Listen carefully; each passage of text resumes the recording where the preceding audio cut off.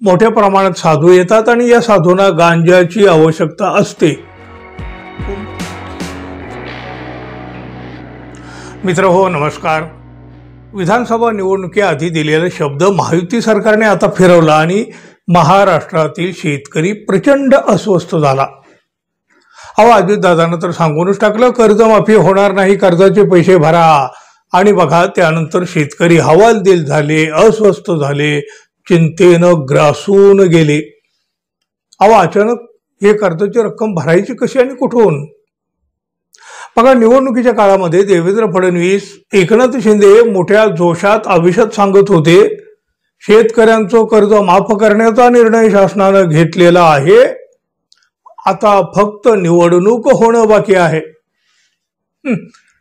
पण आता कळालं ना हो, या शेतकऱ्यांना कळालं ही फसवणूक होती। मतं घेण्यासाठी सामान्य शेतकरी यांच्या भावनेशी खेळलेला हा एक क्रूर खेळ होता। बघा, अजितदादांनी कर्जाची रक्कम भरायला सांगितली आणि तिकडे एका शेतकऱ्यानं आपल्या शरीरातले अवयव विक्रीला काढले, डोळे, किडनी। बघा, तसं पाहिलं तर हे एक प्रातिनिधिक स्वरूपात उदाहरण असलं तरी ते खूप बोलकं आहे। ज्याला काही लाज लज्जा असेल त्याची मान नक्कीच लाजेनं खाली झुकेल।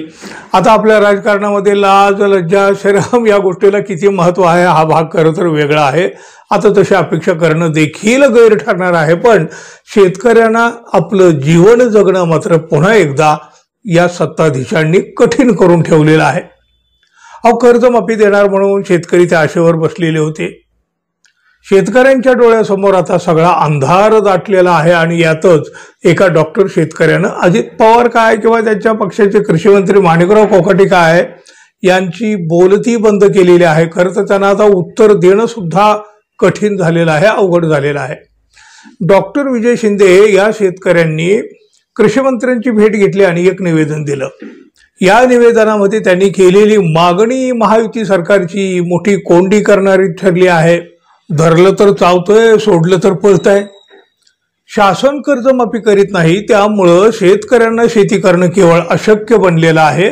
शेतकरी कर्जाच्या खाईत बुडालेला आहे, त्याला या संकटातून बाहेर काढणं आवश्यक आहे। मात्र योग्य उपाययोजना सरकार करीत नसल्याचा राग या डॉक्टर शिंदे यांनी व्यक्त केला आहे।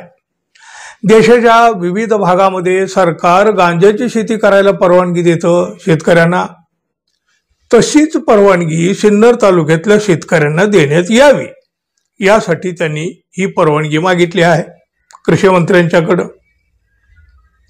आम्ही शासनाच्या नियमाप्रमाणे गांजाची शेती करून योग्य किमतीत त्याची विक्री करू, आर्थिक अडचणीतून मार्ग काढू, असं देखील त्यांनी म्हटलं। एवढंच नाही तर नाशिकमध्ये आगामी काळात म्हणजे आता 27 साली जो कुंभमेळा होत आहे ना, तिथं मोठ्या प्रमाणात साधू येतात आणि या साधूंना गांजाची आवश्यकता असते।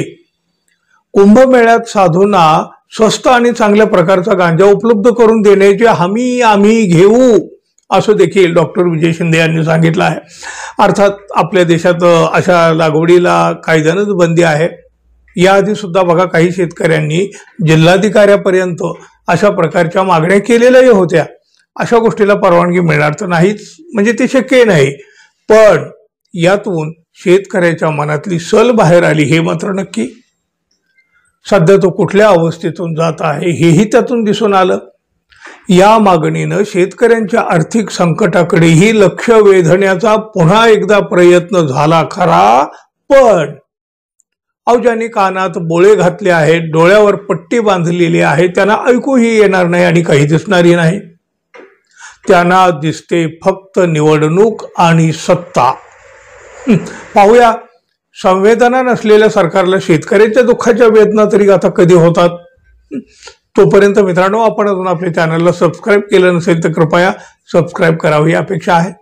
धन्यवाद, पुन्हा भेटू, तोपर्यंत नमस्कार।